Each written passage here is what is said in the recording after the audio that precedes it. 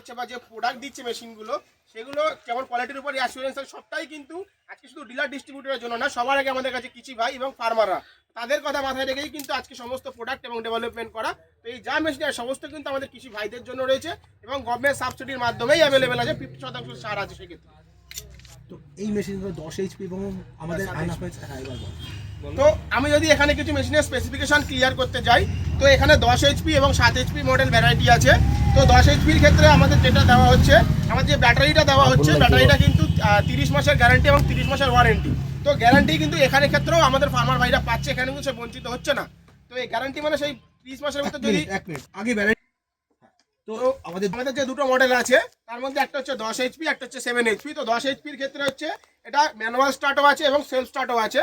Self স্টার্টের ক্ষেত্রে যে ব্যাটারিটা দেওয়া হচ্ছে তার 30 মাসের গ্যারান্টি এবং 30 মাসের ওয়ারেন্টি রয়েছে। অর্থাৎ এক্ষেত্রেও কিন্তু আমাদের ফার্মার ভাইরা গ্যারান্টি থেকে বঞ্চিত হচ্ছে না।